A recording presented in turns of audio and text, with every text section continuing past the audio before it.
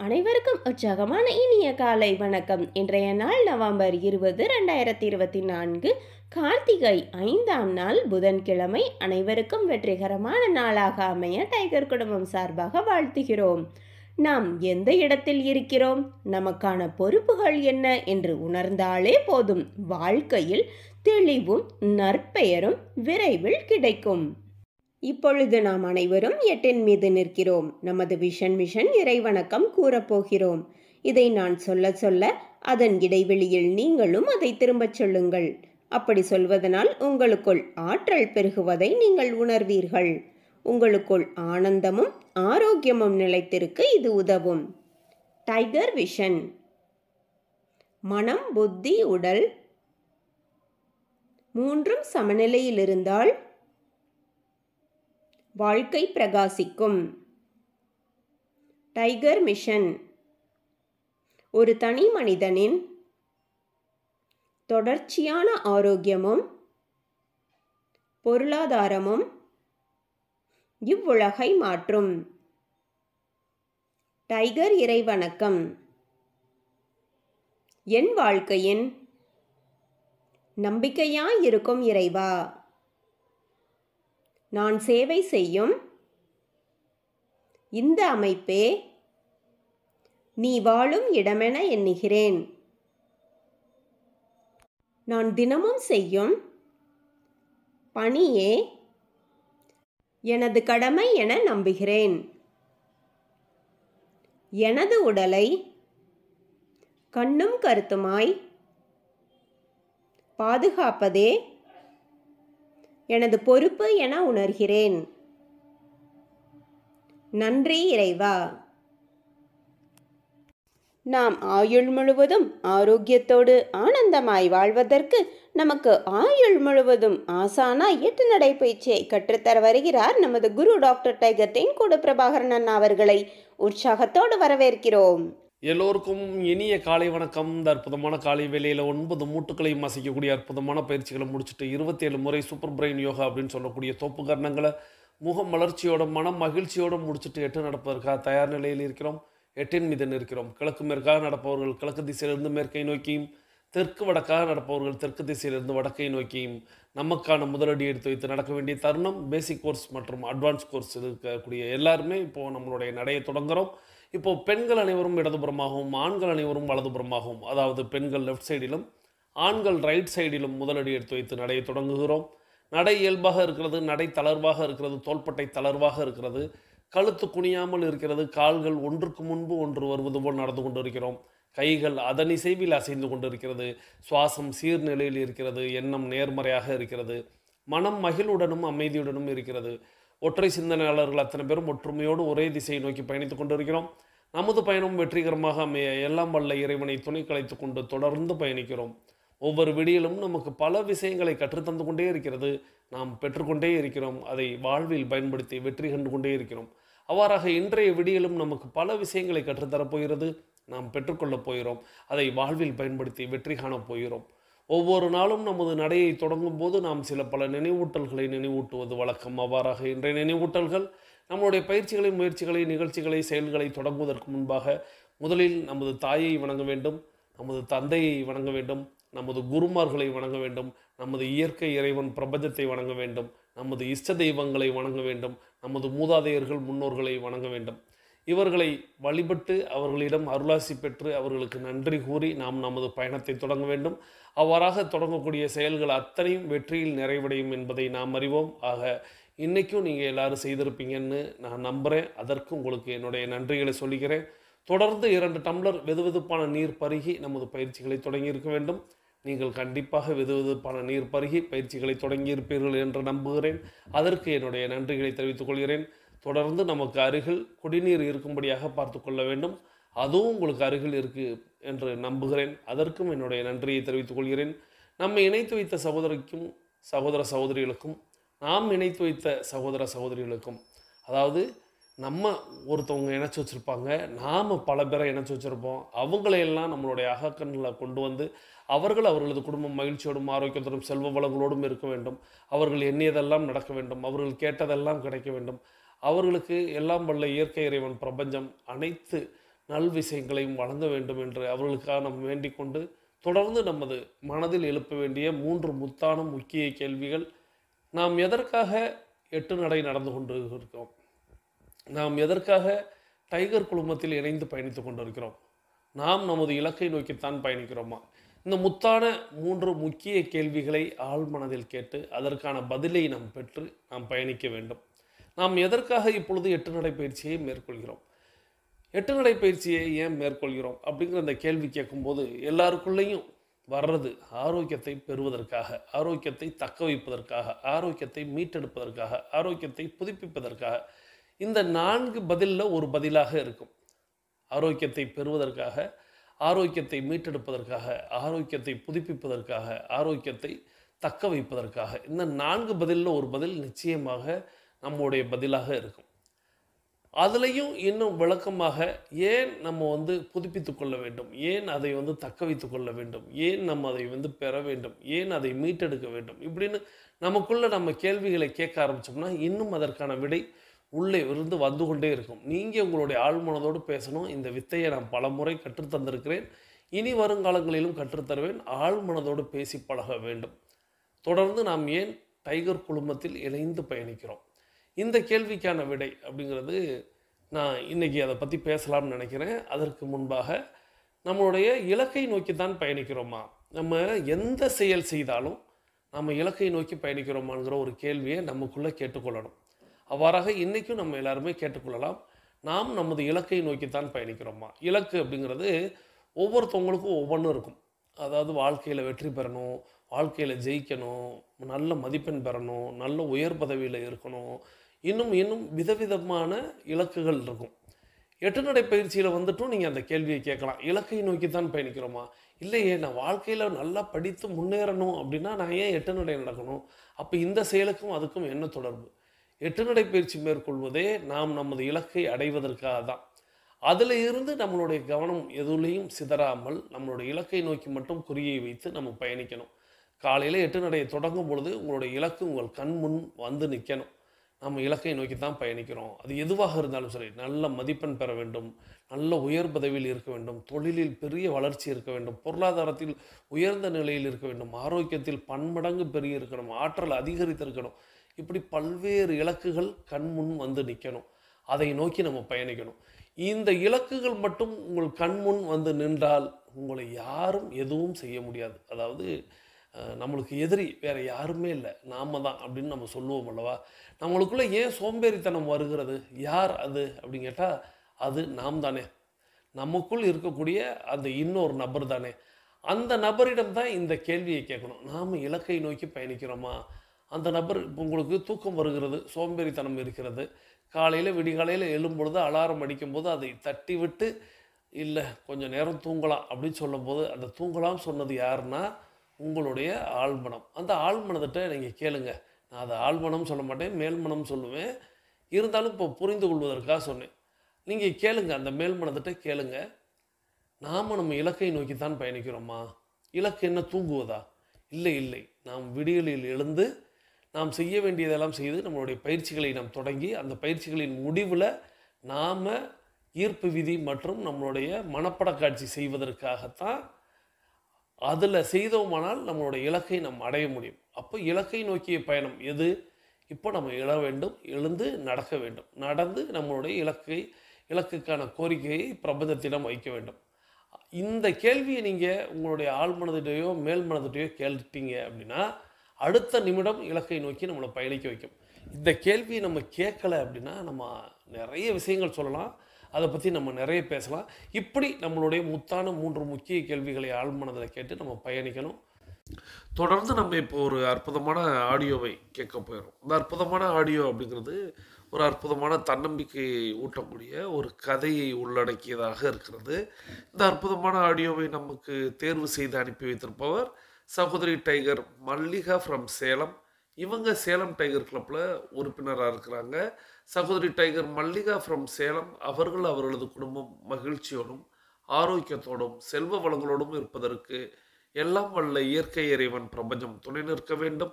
அவர்கள் எண்ணியதெல்லாம் நடக்க வேண்டும். அவர்கள் கேட்டதெல்லாம் கிடைக்க வேண்டும். அவர்களது குடும்பத்தில் ஆரோக்கியம் நிலைத்திருக்க வேண்டும், ஆனந்தம் நிலைத்திருக்க வேண்டும், அவர்களுடைய பொருளாதாரம் உயர்ந்து கொண்டே இருக்க வேண்டும், அவர்களது பணி சிறந்து விளங்க வேண்டும், அவர்களது பணி பிறர் பாராட்டும்படியாக அமைய வேண்டும். அதை எல்லாம் வல்ல இயற்கை இறைவன் பிரபஞ்சம் அவர்களுக்கு வழங்க வேண்டும் என்று என்னுடைய வேண்டுதல்களையும் வாழ்த்துக்களையும் தெரிவித்துக் கொள்கிறேன். நீங்களும் உங்களுடைய வாழ்த்து மலைகளை சகோதரி tiger Mallika from Salem, Salem tiger club உறுப்பினர் அவர்களுக்கு வழங்குமாறு அன்போடு கேட்டு, தொடர்ந்து நம்ம இப்போ கேட்க போகிற கதையும் அல்லது அந்த ஆடியோவும் சற்று நமக்கு ஒரு அருவருக்கத்தக்க சில இடங்களில் சொல்வது போல தோன்றினாலும் அதில் முடிவில் சொல்லக்கூடிய கருத்து அப்படிங்கிறது ரொம்ப அற்புதமாக இருந்தது. நான் இந்த இந்த ஆடியோவை நான் 2 முறை இப்போ கேட்டேன். இந்த 2 முறை கேட்கும்போது முதல் முறை கேட்கும்போது என்ன இதெல்லாம் சொல்கிறாங்க அப்படிங்கிறது போல் எனக்கு தோன்றியது. அது நகைச்சுவையாகவும் எடுத்துக்கொள்ள முடியும். ஆனால் முடிவில் அவங்க சொன்ன அற்புதமான கருத்து அப்படிங்கிறத மனதில் கொண்டு இந்த அற்புதமான ஆடியோவை இப்பொழுது நாம் ஒளிபரப்ப போகிறோம். இந்த அற்புதமான ஆடியோவை இப்பொழுது கேட்டுக்கொண்டே பயணிக்கலாம், வாருங்கள்.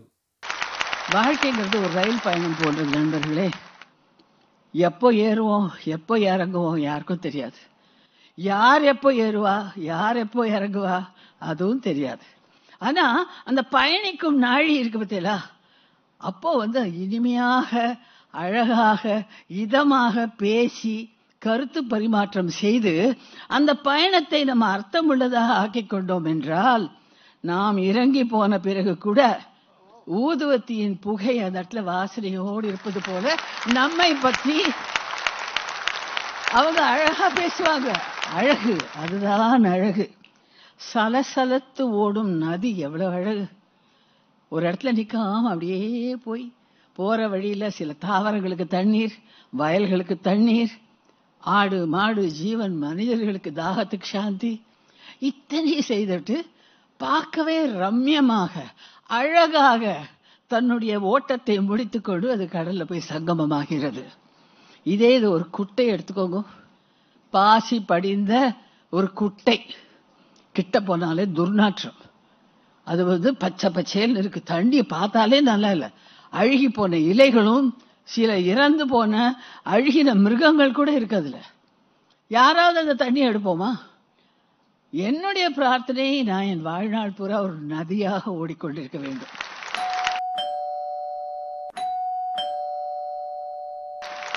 நான் நதியா ஓட முடியலையா, ஒரு ஓடையாவது ஓட வேண்டும்.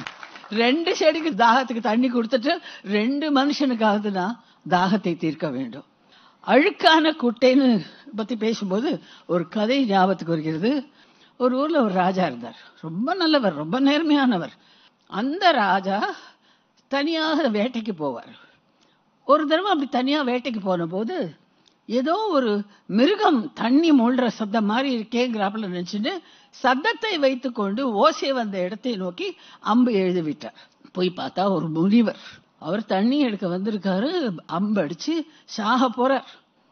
ஐயோ மன்னிச்சிடுங்க, நான் ஒரு மிருகம்னு நினைச்சேனே, பன்னி தான் அப்படி தண்ணி குடிக்கிறது நினைச்சேன், காட்டு பன்னி அப்படின்னும் போது அவர் சொன்னாரா, என்னை எப்போ நீ காட்டு பண்ணின்னு நினைச்சியோ, நாளை காலையில சூரியன் உதயமாகும் போது நீ காட்டு பண்ணியாக மாறி விடுவாய். இந்த அரசனுக்கு இது வருத்தம்லாம் இல்லை. ஏன்னா தான் பட தப்புக்கு அது ஒரு தண்டனை. அதனால அரண்மனைக்கு வந்துட்டு தன் பிள்ளைய கூப்பிட்டு இளவரசனை கூப்பிட்டு, இந்த பாரு, நான் பண்ண தப்புக்கு, அறிந்தோ அறியாமலோ நான் செய்ததுக்கு அதை நான் தண்டனையை அனுபவிச்சுதான் ஆகணும். அதனால நான் இந்த பன்னி உருவத்தோடலாம் இங்கெல்லாம் நான் இருக்க மாட்டேன். ராத்திரியே நான் பக்கத்து காட்டுக்கு போயிடுறேன். மறுநாள் காலையில் நான் பன்னி ஆயிடுவேன். ஒரு நாள் கழிச்சு நீ அந்த காட்டுக்கு இப்படி பாரு, எந்த ஒரு பன்னி கிட்ட போய் நீ அப்பான்னு கூப்பிடுது, அது மகனேன்னு சொல்லிச்சுன்னா அது நான் தான், உடனே எனக்கு கொன்னுடும். ஏன்னா பன்னி வாழ்க்கை எனக்கு வேண்டாம்.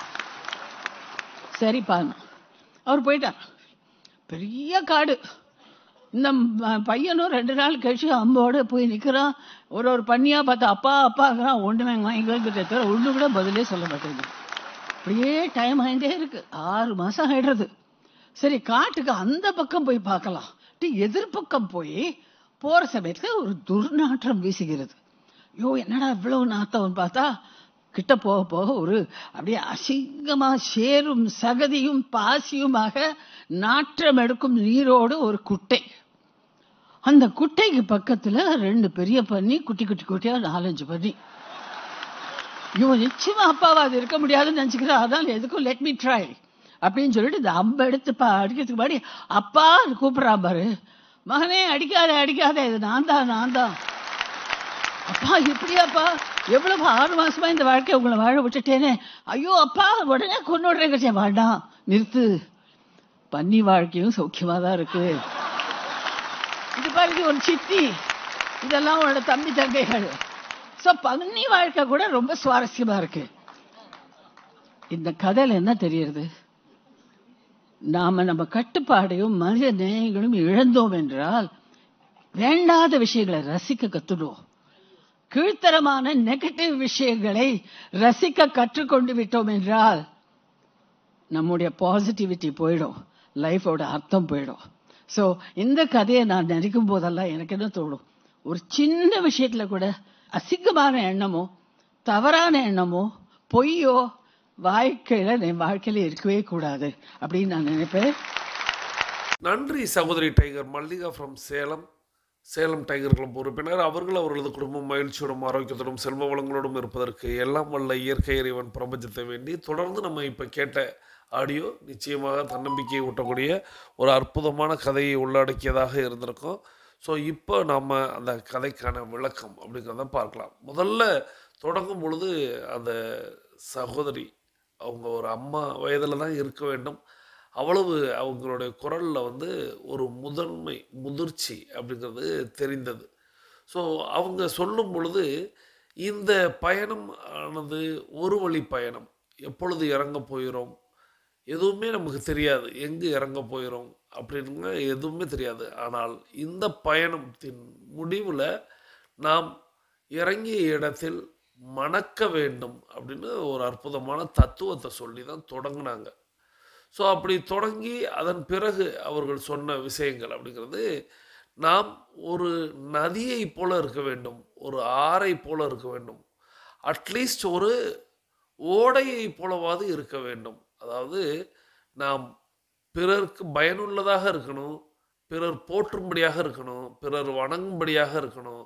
நாம் கடலில் கரையும் பொழுது நாம் ஒரு புனிதமானவனாக இருக்க வேண்டும் அப்படிங்கிற மாதிரி நம்மளுடைய பயணம் இருக்கணும்.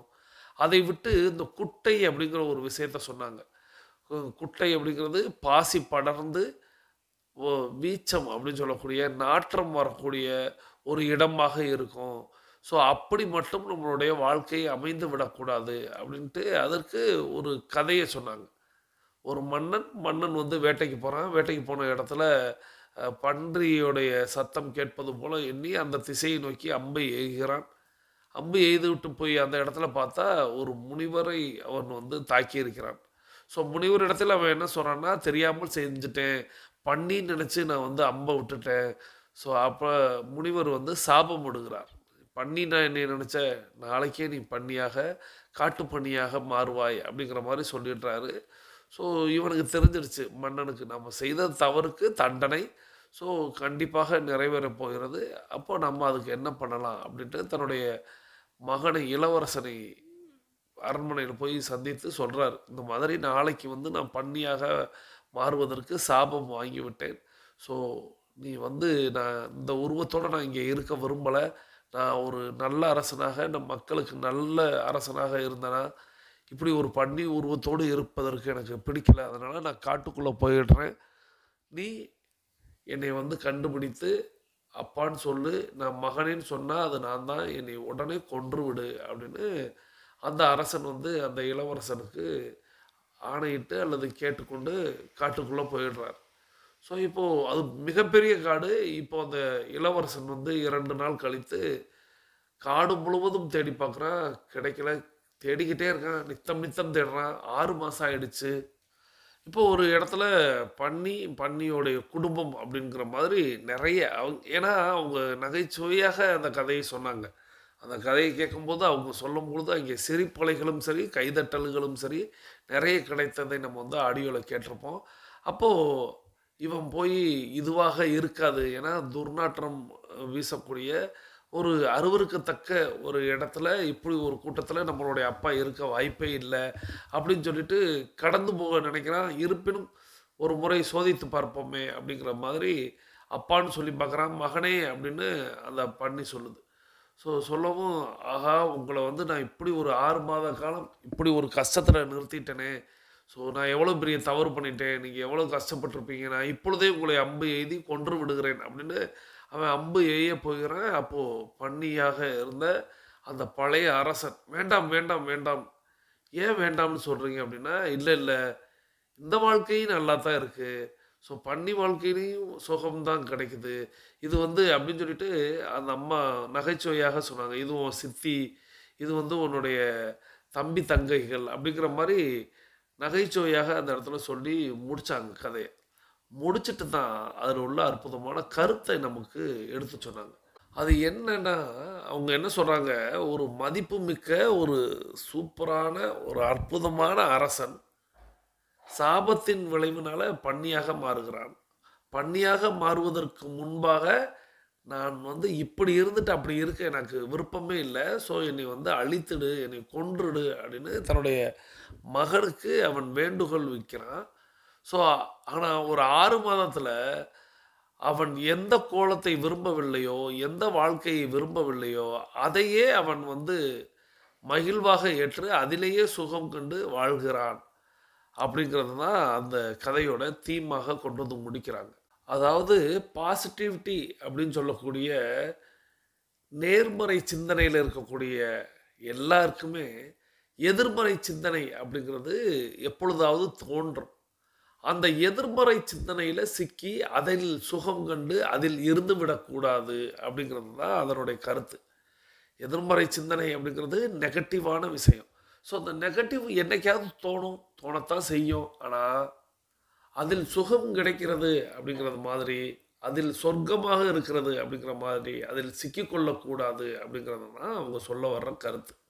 இப்போ உதாரணத்திற்கு ஒருத்தருக்கு வந்து ஒரு நல்ல மனிதர், அவருக்கு வந்து ஏதோ ஒரு சூழலில் ஏதோ ஒரு கஷ்டம் வருது, அதை அவர் மறக்கணும் அப்படின்னா அதை விட இன்னும் அவர் வந்து வேறு வேலைகளில் கவனத்தை செலுத்தி வேறு விதமாக அவர் தன்னுடைய மனதை மாற்றணும்.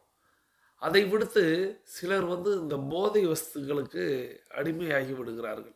இந்த போதை வஸ்து அப்படிங்கிறது தற்காலிகமாக அவர்களுடைய கவலையை போக்குவதாக எண்ணிக்கொள்கிறார்கள். அதுவே அவர்களுக்கு நிரந்தரமாக, அதுவே தன்னுடைய வாழ்க்கையாக அவர்கள் மாற்றிக்கொள்கிறார்கள். எல்லாருமே போதையில் சிக்கினவங்க எல்லாரும் அந்த ஒற்றை நாளில் ஏதோ செய்த ஒரு தவறு, அந்த தவறின் விளைவாக அவர்கள் அதில் சிக்கிக்கொள்கிறார்கள் அப்படிங்கிறது தான் நாம் கூடுதலாக இப்போது அந்த நெகட்டிவிட்டியை புரிந்து கொள்ளணும். ஸோ நம்ம ஒரு பாசிட்டிவான மனிதர் அப்படின்னா நம்ம வந்து இனத்தோடு தான் சேரணும் அப்படின்னு சொல்லுவாங்க. அதாவது பாசிட்டிவான மனிதர்களை தான் நம்ம தேடணும். நெகட்டிவ் உள்ள மனிதர்களிடம் நாம் சேர்ந்தோமானால் அவர்கள் அதுதான் உலகம் அப்படிங்கிறது போல காட்டுவாங்க. ஆனால் அந்த துர்நாற்றம் வீசக்கூடிய அந்த வாழ்க்கை அப்படிங்கிறது உள்ளே சிக்கியவர்களுக்கு சுகமாக இருந்தாலும் வெளியிலிருந்து பார்க்கும் பொழுது அது எவ்வளவு கேவலமானது அப்படிங்கிறத இந்த கதையின் வாயிலாக நாம் தெரிந்து கொண்டோம்.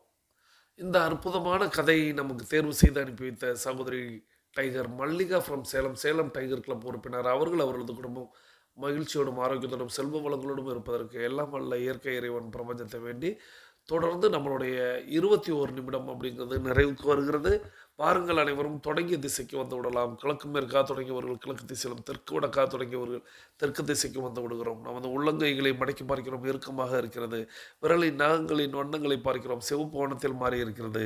சுவாசத்தை சோதித்து பார்க்கிறோம். 2வது ராசியிலும் சுவாசம் வரக்கூடிய இந்த வேளையில் நாம் அனைவரும் தொடங்கிய திசைக்கு வந்து நமக்கு அருகில் இருக்கக்கூடிய குடிநீரை எடுத்து நிறுத்தி நிதானித்து ரசித்து ருசித்து பருகிக்கொள்கிறோம். தண்ணீர் பருகுதல் என்பது ஒரு கலை என்பதை நாம் அறிவோம். தண்ணீர் பருகும் பொழுது கவனத்தை நீரில் வைப்போம், நீரின் தன்மையில் வைப்போம், நீரின் சுவையில் வைப்போம். நீர் பருகுவது அப்படிங்கிறது நிதானமாக பருக வேண்டும். நீரை மட்டுமல்ல, ஒவ்வொரு செயலையும் நாம் நிதானமாக செய்ய வேண்டும். அதில் நாம் லயித்து செய்ய வேண்டும், அதை நாம் ரசித்து செய்ய வேண்டும். அந்த வகையில் இப்போ நம்ம பருகக்கூடிய இந்த நீர் கூட நமக்கு அமிர்தமாக அமையும். நாம் அந்த நீரில் சுவையை ஊட்ட முடியும். அதாவது செயற்கையாக அல்ல, நாம் நமது உமிழ்நீர் கலந்து அதை பருகும் பொழுது அது சுவை கூடுதலாக இருக்கும். ஸோ நீர் பருகும் பொழுது நிதானம் தேவை அப்படிங்கிறத மட்டும் மனதில் கொண்டு நீர் பறிய முடிச்சிருப்பீங்கிற நம்பிக்கையோடு தொடர்ந்து நாம் இப்போ கருத்து பதிவிட போயிடும். இன்னைக்கு நம்ம என்ன கருத்து பதிவிட போகிறோம் அப்படின்னா, டிஏ ரிப்போர்ட் அப்படிங்கிறத பற்றி நான் நித்தம் வாய்ப்பு கிடைக்கும் போதெல்லாம் சொல்லுவேன். அதுதான் நம்மளுடைய முதுகெலும்பு அப்படின்னு சொல்லுவேன். ஸோ இப்போது கேள்வி என்னென்னா, நேற்றைக்கு நீங்கள் டிஏ ரிப்போர்ட் அனுப்புனீர்களா? இந்த கேள்வியை நீங்கள் இன்னைக்கு ஸ்கிப் பண்ணிட்டு போக வாய்ப்புகள் இருக்குது. ஆனால் சரி, நான் இதை இடைவெளிக்கு பிறகு கொஞ்சம் பேசலாம்னு இருக்கேன். ஸோ நேற்றைக்கு நீங்கள் டிஏ ரிப்போர்ட் அனுப்பினீர்களா? தொடர்ந்து இரண்டாவது கேள்வி என்னவெனில், நேற்றைக்கு சர்வதேச ஆண்கள் தினம் அப்படிங்கிறத நம்ம கொண்டாடணும். அப்போ நான் சொல்லியிருந்தேன், நீங்கள் உங்களுக்கு தெரிந்த அத்தனை ஆண்களுக்கும் தகவலை சொல்லி டைகர் கிளப்பில் இணைத்து வையுங்கள்னு சொன்னேன். அந்த செய்தியை நீங்கள் அவர்களிடத்தில் பகிர்ந்தீர்களா, பரப்புனீர்களா? சர்வதேச ஆண்கள் தினத்தில் நம்மளுடைய டைகர் கிளப்பை பற்றி அவர்களுக்கு சொல்லி லிங்கை கொடுத்து அவர்களுக்கு இந்த விஷயத்தை பகிருங்கள்னு சொன்னேன். நேற்றைக்கு அந்த விஷயத்தை பகிர்ந்தீர்களா? இந்த 2 கேள்வி தான். இந்த 2 கேள்வியுமே கொஞ்சம் கஷ்டமான கேள்வி தான். ஆனால் நீங்கள் நேர்மையாக ஆம் இல்லைன்னு பதில் சொல்லணும் அப்படிங்கிறது தான் என்னுடைய ஆசை. டைகர் கிளப்பில் இருக்கிறவங்க உண்மையை பேசணும் அப்படிங்கிறது தான் என்னுடைய ஆசை. அதை கடந்து போகுதல் அப்படிங்கிறது நான் மறந்து போவதற்கு வாய்ப்புகள் அதிகமாகிடும் உங்களை. ஸோ அதனால் எப்பொழுதுமே ஆம் இல்லை, தவறு செய்தால் தவறு அப்படின்னு ஒத்துக்கொள்ளணும். மீண்டும் அதை திரும்ப செய்யாமல் இருப்பதற்கு உறுதி எடுத்துக்கொள்ளணும். அதைத்தான் நம்ம பொதுவாக ஒவ்வொரு நாளும் சொல்லுவோம். ஸோ டிஏ ரிப்போர்ட் அனுப்புனீங்களா அப்படிங்கிறதும், ஆண்கள் தினத்தில் உங்களுக்கு வேண்டப்பட்ட ஆண்களுக்கு இந்த செய்தியை நீங்கள் பரப்புனீர்களா? இந்த 2 கேள்வி. இதுக்கு விடையளித்துட்டு பேசிக் கோர்ஸில் இருக்கக்கூடியவங்களாம் அஃபர்மேஷன் விசுவலைசேஷன் நம்மளுடைய ஆடியோவை கேட்டு செஞ்சுட்டு மீதம் இருக்கக்கூடிய ஆடியோவை கேட்க வாங்க. மீதம் இருக்கக்கூடிய ஆடியோவும் இன்னும் தன்னம்பிக்கையை ஊட்டக்கூடிய ஒரு அற்புதமான ஆடியோவோடு தான் வந்திருக்கிறேன். தொடர்ந்து அட்வான்ஸ் கோர்ஸில் இருக்கக்கூடிய நாம் எல்லாரும் பேசிக் கோர்ஸில் உள்ளவங்களுக்கு வாழ்த்துக்களை தெரிவித்து நமக்கான அடுத்த சுற்றை தொடங்குகிறோம். அதாவது 42 நிமிட நடைக்காரர்களுக்கான அடுத்த சுற்று. இப்பொழுது ஆண்கள் அனைவரும் இடதுபுறமாகவும் பெண்கள் அனைவரும் வலதுபுறமாகவும், அதாவது ஆண்கள் லெஃப்ட் சைடிலும் பெண்கள் ரைட் சைடிலும் முதல் அடி எடுத்து வைத்து நடையை தொடங்குகிறோம்.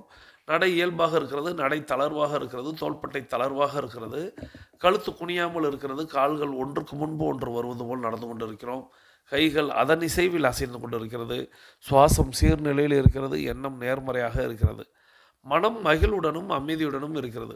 ஒற்றை சிந்தனையாளர்கள் அத்தனை பேரும் ஒற்றுமையோடு ஒரே திசையை நோக்கி பயணித்து கொண்டு இருக்கிறோம். நமது பயணம் வெற்றிகரமாக அமைய எல்லாம் வல்ல இறைவனை துணை கலைத்து கொண்டு தொடர்ந்து பயணிக்கிறோம். தொடர்ந்து நாம் இன்றைக்கி ஒரு அற்புதமான தன்னம்பிக்கையை ஊட்டக்கூடிய நேர மேலாண்மை பற்றின ஒரு அற்புதமான ஆடியோவை கேட்க போகிறோம். இந்த அற்புதமான ஆடியோவை நமக்கு தேர்வு செய்து அனுப்பி வைத்திருப்பவர் சகோதரி tiger Kavitha Muruga from Kulasekaram. இவங்க நம்மளுடைய மார்த்தாண்டம் டைகர் கிளப்பில் உறுப்பினராக இருக்கிறாங்க. சகோதரி tiger Kavitha Muruga from Kulasekaram அவர்கள் அவர்களது குடும்பம் மகிழ்ச்சியோடும் ஆரோக்கியத்தோடும் செல்வ வளங்களோடும் இருப்பதற்கு எல்லாம் வல்ல இயற்கை இறைவன் பிரபஞ்சம் துணை நிற்க வேண்டும். அவர்கள் எண்ணியதெல்லாம் நடக்க வேண்டும். அவர்கள் கேட்டதெல்லாம் கிடைக்க வேண்டும். அவர்களது குடும்பத்தில் ஆரோக்கியம் நிலைத்திருக்க வேண்டும். ஆனந்தம் நிலைத்திருக்க வேண்டும். அவர்களுடைய பொருளாதாரம் உயர்ந்து கொண்டே இருக்க வேண்டும். அவர்களது பணி சிறந்து விளங்க வேண்டும். அவர்களது பணி பிறர் பாராட்டும்படியாக அமைய வேண்டும். அதை எல்லாம் வல்ல இயற்கை இறைவன் பிரபஞ்சம் சகோதரி tiger Kavitha Muruga from Kulasekaram அவர்களுக்கு வழங்க வேண்டும் என்று என்னுடைய வேண்டுதல்களையும் வாழ்த்துக்களையும் தெரிவித்துக் கொள்கிறேன். நீங்கள் உங்களுடைய வாழ்த்து மலைகளை சகோதரி tiger Kavitha Muruga from Kulasekaram Marthandam tiger club உறுப்பினர் அவர்களுக்கு வழங்குமாறு அன்போடு கேட்டு இப்பொழுது அந்த நேர மேலாண்மை ஆடியோவை கேட்டுக்கொண்டே பயணிக்கலாம். வாருங்கள். நேரம்னு சொல்கிறோமே, என்ன எல்லாருக்கும் தான் நேரத்தை பற்றி தெரியுது. நண்பர்களே, நேரம் கருதி குறைவாக இருக்கின்ற காரணத்தினால் நான் சீக்கிரமாக முடிக்கின்றேன். இந்த 70 நாட்களிலே நான் ஏறுகின்ற 64வது மேடை இது. உங்களை போன்ற இளைஞர்களுக்காக 1ஆம் தேதியிலேருந்து. இதை ஏன் சொல்கிறேன் தெரியுமா? இந்த நேரத்தை பற்றி சொல்லும்போது ஆரம்பிக்கும் போதே இப்படி ஆரம்பிக்க வேண்டும் என்று நினைக்கின்றேன். இங்கு உட்கார்ந்திருக்கின்ற அத்துணை பேரும் ஒன்றை நினைத்துக் கொள்ளுங்கள். ஓடுவது கெடிகாரம் முள் அல்ல, உன்னுடைய வாழ்க்கை என்பதை நினைத்துக்கொள். உள்ளபடியே வாழ்க்கையை நீங்கள் நேசிப்பவர்களாக இருந்தால் எக்காரணம் கொண்டும் நேரத்தை வீணாக்காதீர்கள். ஏன் தெரியுமா? கடந்து போன காலத்தை விலை கொடுத்து வாங்கும் அளவிற்கு பணக்காரன் உலகத்திலே பிறக்கவில்லை. நேரம் என்பது எத்துணை கோடி கொடுத்தாலும் 1 கோடியை கொடுத்து 1 மணி நேரத்தை வாங்கி வைத்த எந்த கொம்பனாலும் முடியாது. பொழுது போக்குவதற்காக இல்லை, பொழுது ஆக்குவதற்காக. ரெக்ரியேஷன் என்பது கூட ரீக்ரியேஷன் என்றுதான் இருக்க வேண்டும் என்று சொல்லுபவன் நான். எனக்கு நேரமில்லை என்று நீங்கள் சொன்னால் உங்களுடைய சோம்பேறித்தனத்தை நாகரிகமாக பதிவு செய்கிறீர்கள் என்ற அர்த்தம். தயவு செய்து புரிந்து கொள்ளுங்கள். வாழ்க்கையிலே நீ வெற்றி பெற வேண்டும் என்றால் தயவு செய்து எக்காரணம் முன்னிட்டு உன்னுடைய நேரத்தை வீணாக்காதே. சென்று கொண்டிருப்பவன் நேரத்தை வென்று கொண்டிருக்கிறான், நின்று கொண்டிருப்பவனை நேரம் தின்று கொண்டிருக்கிறது. இந்தியர்கள் கடிகாரத்தில் மணியை மட்டும் பார்க்கின்றோம், அமெரிக்கர்கள் மணியோடு சேர்த்து நிமிடத்தையும் பார்க்கின்றார்கள், ஜப்பானியர்களும் ஐரோப்பியர்களும் நிமிடத்தோடு சேர்த்து வினாடியையும் பார்க்கின்றார்கள். 4 மாதங்களுக்கு முன்னால் சுவிட்சர்லாந்து நாட்டிலே உரையாற்றுவதற்காக சென்றுவிட்டு ஜூரிச் ரயில்வே ஸ்டேஷனில் போய் உட்கார்ந்துருக்கணும், ட்ரெயினை பிடிக்கணும் ஜெர்மனி போகிறதுக்கு. நடந்த சம்பவம். நேர மேலாண்மை நாம் எப்படி இருக்கின்றோம், அவர்கள் எப்படி இருக்கின்றார்கள். 8:03 காலையில் ஜூரிச் ரயில்வே ஸ்டேஷனில் சுவிட்சர்லாந்து நாட்டில் ட்ரெயின் வரும். ஜெர்மனிக்கு நான் 11 மணிக்கு போகணும். நான் காவல்துறை அதிகாரி புறப்பட்டேன். இப்போ கூட காலையில் 10:15 சொன்னார், 10:15 புறப்பட்டேன். செல்வம் தான் லேட்டாக வந்தார். செல்வம் கரெக்டாக வந்துட்டார். இங்கே நீங்கள்லாம் வரல, நீங்கள் லேட்டாக வந்தீங்க, அதான் உண்மை. அதனால நீங்கள் வந்த பிறகு வரலான்னு என்ன சொன்னாங்க. இதை ஏன் சொல்கிறேன்னா குறைகளுக்காக அல்ல. இந்த இடத்துல ஒன்றை புரிந்து கொள்ளுங்கள். 8:03 போன நான் புறப்பட்டுட்டேன். மனைவியும் அழைச்சிட்டு போயிருந்தேன். புறப்பட முடியுமா? 5 நிமிஷம் லேட்டு. அவசர அவசரமாக போகிறேன். போனால் ட்ரெயின் இல்லை, இந்தியா மாதிரி தான் அப்படின்னு நான் நினச்சிக்கிட்டு ட்ரெயின் வரலன்ட்டு உட்காந்து 10 நிமிஷம் ஆச்சு ட்ரெயின் வரலன்னா இந்தியாவோட மோசமாக இருக்கும் போல் இருக்குன்னு நினைக்கும் போது 6 அடியில் ஒரு பெரிய போலீஸ் ஆஃபீஸர் வந்தான். ஆர் யூ மிலிட்ரி மேன் அப்படின்னா, yes I am a police ஆஃபீஸர்னா. ஆர் யூ அன் ஆஷியன் அப்படின்னு கேட்டான். அப்போ தான் எனக்கு தெரியுது கண்டம் விட்டு கண்டம் வந்திருக்கோன்னு. Yes I am an Indian. அவன் கேட்டான், why you are unnecessarily wasting your 10 மினிட்ஸ்னு கேட்டான். எப்போ 10 நிமிஷம் கரெக்டாக சொல்கிறான் இவன், நம்ம கேமராவில் பார்த்துருந்துருக்கான், உள்ளேருந்து வர்றான். நான் சொன்னேன், யோ நான் வேஸ்ட் பண்ணலையா, உன் ட்ரெயின் இன்னும் வரல, 8:03 ட்ரெயின், நான் 8:07 இங்கே வந்திருக்கேன், இந்த பேர் வரலன்னு. அவன் பேசும்போது 8:17. அவன் சிரிச்சுக்கிட்டே சொன்னான், மை டியர் இண்டியன், இப்படியே சொன்னாங்க, கூனி குறுகி போய்விட்டேன். இந்த ட்ரெயின் 1 மணி நேரத்துக்கு 850 கிலோமீட்டர் வேகத்தில் போகிறதுரா, நேரம் பாதி தூரம் போயிருக்கும், நீ லேட்டாக வந்திருக்க போடான்னு. திரும்பி மனைவியை பார்த்தேன். ஒரு டிக்கெட் 57,000 ரூபா, 2 டிக்கெட் 1,14,000 ரூபா. பார்க்கறத தவிர வேற என்ன பண்ண முடியும்?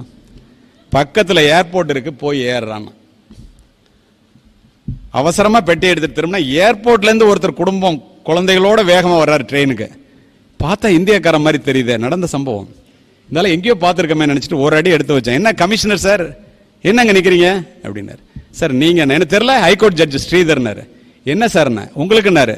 சார் ட்ரெயினை விட்டேன் சார், 1,14,000 ரூபா போச்சு சார், ஃப்ளைட்டுக்கு போகிறேன் சார். அப்படியா, போக முடியாது நீங்கள், நான் ஃப்ளைட்டே விட்டேன், 2.5 லட்சம் ரூபா போச்சுன்னாரு. நம்முடைய நேர மேலாண்மை எப்படி இருக்கிறது, அவர்களுடைய நேர மேலாண்மை எப்படி இருக்கிறது, சிந்தித்து பாருங்கள். ஒரு மாதத்தினுடைய அருமை குறை மாதத்தில் பிள்ளை பெற்ற பெண்ணுக்குத்தான் தெரியும். ஒரு நாளினுடைய அருமை அரசு பதவியில் உங்களுக்கு கிடைச்ச பிறகு, கிடைச்சிருக்கீங்கன்னு நம்புறேன், ஒரு நாள் லேட்டா சேர்ந்து பதவியை பறிகொடுத்தவனுக்குத்தான் தெரியும். ஒரு மணியினுடைய அருமை +2 பரீட்சை எழுதும் போது உங்களுக்கு தான் தெரியும். ஒரு நிமிடத்தினுடைய அருமை என்ன மாதிரி ட்ரெயினை ஃபிளைட்டை கோட்டை விட்டவனுக்கு தான் தெரியும். ஒரு வினாடியினுடைய அருமை, ஒரு வினாடி கண்ணயர்ந்ததினால் விபத்திலே கையையோ காலையோ இழந்தவனுக்கு மட்டும்தான் தெரியும். ஒரு மைக்ரோ செகண்டோட அருமை ஒலிம்பிக்ல ஓடுற உசைன் போல்ட் கிட்ட கேளுங்க, எத்தனை கோடி என்று சொல்லுவான். நமக்கு தெரியாது. உங்களுக்கு தெரியுமா, உசைன் போல்ட் ஒலிம்பிக்ல ஓடுன மொத்த நேரம் 155 வினாடிகள். 155 வினாடிகள் மொத்த நேரம் ஒலிம்பிக்ல ஓடுனது. அவன் சம்பாதித்த பணம் $199 மில்லியன். அதற்காக அவன் செலவு செய்தது 25 ஆண்டு கால வாழ்க்கை. விதை விதைத்த அன்றே பழம் பறித்து சாப்பிட முடியாது. இரவு படுக்கும் போது சாமானியனாகவும் காலையில் எழுந்திருக்கும் போது கோடீஸ்வரனாகவும் எழுந்திருக்க எவனாலும் முடியாது. எவனாவது அப்படி எந்திரிச்சான்னா திருச்சி சிறையிலிருந்து தீகார் சிறை வரைக்கும் ஏதாவது ஒரு சிறையில் இருக்கணும். புரிந்து கொள்ளுங்கள் வாழ்க்கையை. சரி, இதெல்லாம் ரைட்டு, இதெல்லாம் இருந்தா வெற்றி வரும். அதுக்கு பெரிய முயற்சி வேணும். தெய்வத்தால் ஆகாதெனினும் முயற்சி தன் மெய்வருத்த கூலி தரும் என்ற வள்ளுவனின் வாசகம் மனித பிறவிகளுக்கு வள்ளுவன் தந்த மகா சாசனம் என்பேன். எப்படி முயற்சிகள் தவறலாம், முயற்சி செய்ய தவறலாமா? என்னுடைய முயற்சிகள் என்னை பல முறை கைவிட்டதுண்டு நண்பர்களே. என்னுடைய முயற்சியை நான் ஒரு முறை கூட கைவிட்டதில்லை. ஏன் தெரியுமா?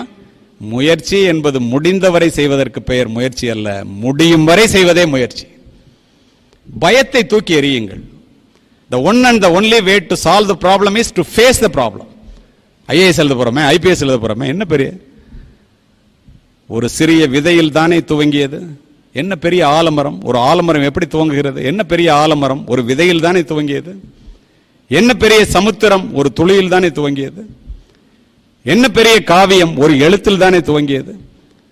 நெல்லுக்கும் உமி உண்டு, நீருக்கும் நுரை உண்டு, புள்ளிதழ் பூவிற்கும் உண்டு. குறைகள் இல்லாத மனிதர்கள் உலகில் கிடையாது. குறைகளை நிறைகளாக மாற்ற கற்றுக்கொள்ளுங்கள். எதுக்கா இருந்தாலும் பயம். தேடி சோறு நிதந்தின்று அப்படிங்கிற மாதிரியே பாரதி சொன்னதை பார்த்தீங்கன்னா, அச்சமும் பேடிமையும் அடிமை சிறுமதியும் உச்சத்தில் கொண்டாரடி கிளியே இவர் வாழ தகுதியுண்டோ. எதை பார்த்தாலும் பயம். It is safe for the ship to be in the shore, but the ship is not meant for that purpose. கப்பல் கரையிலே பயந்துட்டு கடல்ல போகாம இருக்கிறது கப்பலுக்கு பாதுகாப்பானதாக இருக்கலாம். கப்பல் செய்யப்பட்டதனுடைய நோக்கம் அதுவல்ல. கப்பல்னா கடல்ல போகணும், புயலை எதிர்கொள்ளணும், அலைகளை எதிர்கொள்ள வேண்டும், சென்றடைய வேண்டிய இலக்கினை சென்றடைய வேண்டும். நீங்கள் கடலிலே செல்வதற்காக உருவாக்கப்பட்ட கப்பல்கள். சரி, இதெல்லாம் செஞ்சா என்ன வரும்? வெற்றி. வெற்றி வந்தா அதை தக்க வச்சுக்கிறது எப்படி? வெற்றி பெறுவோம் என்று நினைத்து இங்கே அமர்ந்திருக்கின்ற உங்களுக்கு வெற்றி கிடைத்தே தீரும். இதில் மாற்றமே இல்லை. ஏன் தெரியுமா?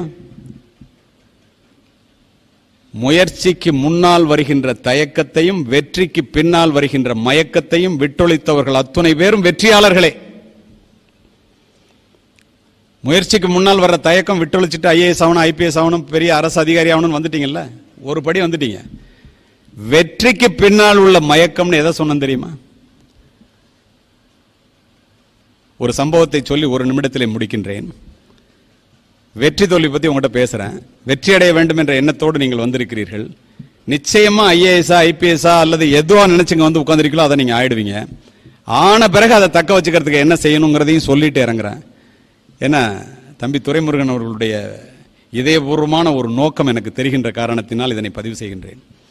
துபாயிலிருந்து இறங்கி ஏர்போர்ட்ல வந்து இறங்கணும்னா வெற்றி தோல்வியை பத்தி சொல்லுங்க சார்னு சொல்லி பிகைநூட் டிவியில வந்து கேட்டாங்க. ஒரு 5 நிமிஷம் பேசிட்டு போயிட்டேன். ஒரே நாள்ல 1 மில்லியன் பார்த்துட்டான்.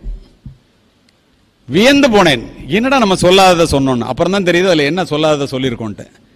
இதை இங்கே சில பேர் பார்த்துருக்கலாம், ஆனால் பெண்களுக்காகவே இதை பதிவு செய்து முடிக்க வேண்டும் என்று நினைக்கின்றேன். இந்த தடவை டிஎஸ்பி செலக்ட் ஆகி குரூப் 1 ரிசல்ட் வந்திருக்கும், உங்களுக்கு தெரிஞ்சிருக்கும். துரைமுருகனை கேளுங்க, 4 பேரில் 3 பேர் பெண்கள். தொடர்ந்து மொத்தத்திலையும் அப்படியே IAS IPS ரிசல்ட் வருது. பெண்களுக்குத்தான் வாய்ப்புகள் அதிகம், ஆண்களுக்கு இல்லை என்ற அர்த்தம் அல்ல. உங்களுடைய திறமை என்ன? ஒருபோதும் வெற்றியிலே மயக்கத்திலே இருந்து விடாதீர்கள். நிறைய மதிப்பெண்கள் பெற்று கல்லூரியிலேருந்து வந்திருக்கோம், நம்ம அந்த வேலை கிடைச்சிருக்கு, இந்த வேலை கிடைச்சிருக்கு, அல்ல கிடைச்ச பிறகு கூட ஏன் தெரியுமா? ஜெயிக்கும் வரை குதிரை வேகத்தில் ஓட வேண்டும் நண்பர்களே. அந்த வெற்றியை நீங்கள் காப்பாற்றிக் கொள்ள வேண்டும் என்றால் ஜெயிக்கும் வரை குதிரை வேகத்தில் ஓடுங்கள். ஜெயித்த பிறகு குதிரையை விட வேகமாக ஓட கற்றுக்கொள்ளுங்கள். இதை ஏன் சொல்றேன்னா, அகில இந்திய போட்டியிலே இங்கே என்னை அறிமுகப்படுத்தும் போது சொல்லியதை போல 3 முறை நான் தங்கப்பதக்கம் பெற்றவன் என்பது உண்மைதான். ஆனால் உங்களுக்கு தெரியாத ஒரு சம்பவமும் உண்டு, பல பேருக்கு தெரியாதது. 4வது முறையாக நான் தங்கப்பதக்கம் பெறுவேன் என்று இந்த தமிழக காவல்துறை என்னை தேர்வு செய்து அனுப்பியது. உங்களுக்கு புரியுற மாதிரி சொல்லணும்னா, 100 கஜ தூரத்தில் டார்கெட் இருக்கும், 5 ரவுண்டு ஃபயர் பண்ணணும். புல்லில் அடித்தா 5 மார்க், இன்னரில் அடித்தா 3 மார்க், அவுட்டரில் அடித்தா 1 மார்க். ஒவ்வொரு முறையும் நான் தங்கப்பதக்கம் பெறும்போதும் அச்சுத நாயர் என்று கேரளத்திலிருந்து ஒரு அதிகாரி வருவார். என்னை விட வயதானவர், என்னை விட அருமையாக சுடக்கூடியவர். 2 பேரும் ஃபைனல்ஸில் நிற்போம், எல்லாரும் அவுட் ஆயிடுவோம். ஒவ்வொரு வருஷமும் வெற்றிக்கு பின்னால் உள்ள மயக்கம்னு சொன்ன பார்த்தீங்களா, உன்னுடைய வெற்றி உன்னுடைய அகங்காரத்திற்கு ஒருபோதும் தேனி போடக்கூடாது என்பதை நான் தெரிந்து கொண்ட தருணம் அது. அவர் அப்படியே அலட்சியமா பார்த்துட்டு நம்ம போவோம். அவர் தலையை கீழே போட்டு பேசாமல் போயிடுவார், ஒரு வார்த்தை கூட பேச மாட்டார். 4வது முறையாக நான் சென்ற போது நண்பர்களே, எல்லாரும் நாக் அவுட் சிஸ்டத்தில் அவுட் ஆயிட்டான். எங்கடா அச்சுதன் நாயர்னு கேட்டேன், அவர் ரிட்டையர்ட் ஆயிட்டாருன்னு. எனக்கு மகா மகிழ்ச்சி, நமக்கு போட்டியே இல்லை. நடந்த சம்பவத்தை கூறிக்கொண்டிருக்கின்றேன். 6 அடி உயரத்தில் ஒரு பொண்ணு வந்து நின்றுச்சு, நான் தாண்டா உன்னோட சுட போறேன். 45 ஆண்டுகளுக்கு முன்னால் ஒரு நாளைக்கு நான் 25 ரவுண்டு பிராக்டிஸ் பண்ணி 3 முறை அகில இந்திய போட்டியிலே தங்கப்பதக்கம் பெற்ற என்னை முதல் முறையாக ஒரு பெண் துப்பாக்கி சுடும் போட்டியில் வந்து நம்மளை ஜெயிச்சிருமா அப்படின்னு அலட்சியமா பார்க்குறேன். டாஸ் போடுவாங்க, எதிரியினுடைய பலம் என்னன்னு தெரிஞ்சுக்கிட்டு 2வது சுடுறாங்க. டாஸ் எல்லாம் ஒன்றும் வேண்டாம், நான் சுடுறேன்னு. அந்த பொண்ணை உளவியல் ரீதியாக நான் பயமுறுத்துறேன். அது இந்த மாதிரி உட்காந்துட்டு சுடியானுச்சு. நான் போய் சுட்டேன். 6க்கு 5 ரவுண்டு புல்லு, 1 ரவுண்டு இன்னர். நீ தாண்டா ஜெயிப்பன்னு எல்லாரும் சொன்னாங்க. வந்து உட்காந்துட்டேன். எல்லா ஐபிஎஸ் ஆஃபீஸரும் இருப்பாங்க. அந்த பொண்ணு அங்கேருந்து வந்து என்னை விட குறைவான நேரத்தில் ஒரே தடவையில் சுட்டுச்சு. அதுவும் 6க்கு 5 ரவுண்டு புல் 1 ரவுண்டு என்ன. ஒரு அதிகாரி சொன்னார், அந்த டார்கெட்டை பாருனார். பார்த்தேன். என்னுடைய துப்பாக்கி குண்டுகள் துளைத்ததை விட அந்த பெண்ணினுடைய துப்பாக்கி குண்டுகள் துளைத்தது மிகவும் நெருக்கமாக இருந்தது. குரூப்பிங்னு சொல்லுவோம். என்னடா அது, தடவை இந்த பொண்ணு இப்படி சுடுது அப்படின்ட்டு நான் பயந்துட்டேன். வெளியில் காமிச்சிக்க முடியாதுல்ல. அப்படியே வந்தேன். ஜட்ஜு அந்த நேரம் பார்த்து ஆபத் சகாயன் மாதிரி வந்தார். Toss போட்டலாமா Kalimurthy sir? 2 பேரும் ஈக்குவல் மார்க்னு உடனே எஸ்ன்னு. ஏன் தோத்தா டாஸ்ல தோத்தோன்னு சொல்லிக்கும். அந்த பொண்ணு எங்கேருந்து வச்சு, mister Kalimurthy, this is not a game of chance, this is a game of skill. சீட்டு குலுக்கி போட்டுலாம் முடிவு பண்ண முடியாதுரா, திறமையின் அடிப்படையில் முடிவு பண்ணுறது. தைரியம் இருந்தால் வாடா திரும்ப சொல்லலான்னுச்சு.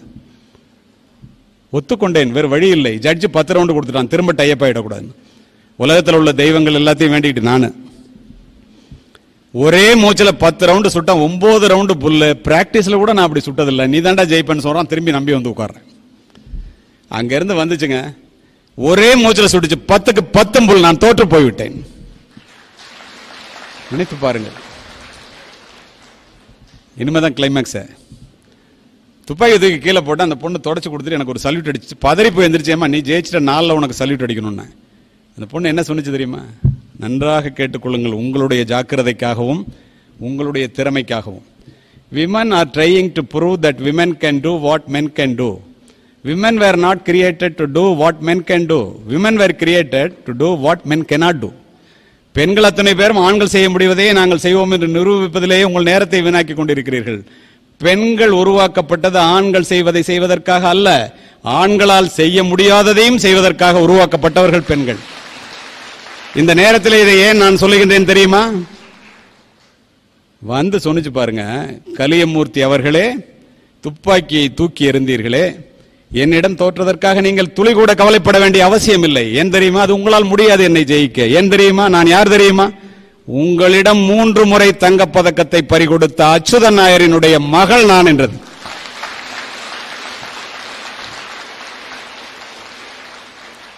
ஏன் வெற்றி உங்களுடைய அகங்காரத்திற்கு தீனி போடக்கூடாதுன்னு உங்களுக்கு சொல்றேன், தெரியுதா? பாத்துங்க, உங்க திறமை இதுதான். இங்கே அமர்ந்திருக்கின்ற எல்லோரும் எல்லாம் பெற வேண்டும். உங்களிடத்தில் இல்லாத நிலை வேண்டும்.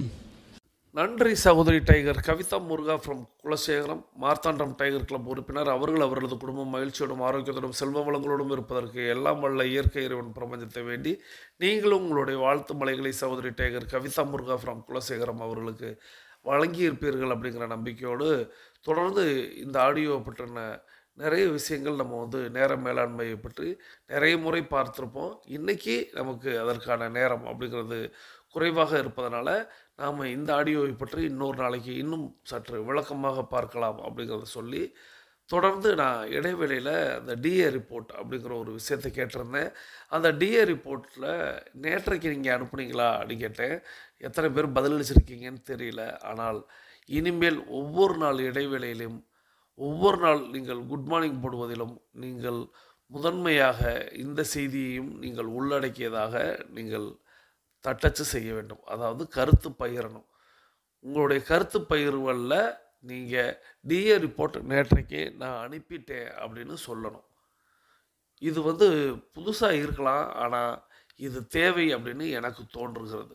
நீங்கள் காலையில் நடக்க வர்றீங்க, நடக்க வரும் பொழுது காலையில் நடையில் நீங்கள் தவறு செய்ததாகவோ அல்லது தவற விட்டதாகவோ ஒரு செய்தி இருக்கக்கூடாது. அதாவது நான் நேற்றைக்கு டிஏ ரிப்போர்ட் அனுப்பிட்டேன் அப்படிங்கிற ஒரு நல்ல செய்தியோடு நீங்கள் நடக்க வரணும். அப்போது ஒருவேளை நேற்றைக்கு நீங்கள் அனுப்பலை அப்படின்னா இன்றைக்கி நடக்கும் பொழுது ஒரு குறுகுறுப்பு இருக்கும். அப்போது இன்றைக்கு இரவு நீங்கள் மீண்டும் நாளை காலையில் நம்ம டிஏ ரிப்போர்ட் அனுப்பிட்டோம்னு தகவல் சொல்லணுமே அப்படின்னு சொல்லிட்டு நீங்கள் இன்றைக்கி இரவு டிஏ ரிப்போர்ட் அனுப்பிடுவீங்க அப்படிங்கிற நம்பிக்கை எனக்கு இருக்கிறது. ஸோ ஒவ்வொரு நாளும் இந்த கேள்வி கேட்கப்படும். இனிமேல் இடைவெளியில் ஒவ்வொரு நாளும் டிஏ ரிப்போர்ட் அனுப்பிட்டீங்களான்னு, நீங்கள் டிஏ ரிப்போர்ட் அனுப்பிட்டேன் அப்படிங்கிற அந்த பதிலை நீங்கள் எப்பொழுதுமே ரெடியாக வச்சுருக்கணும்.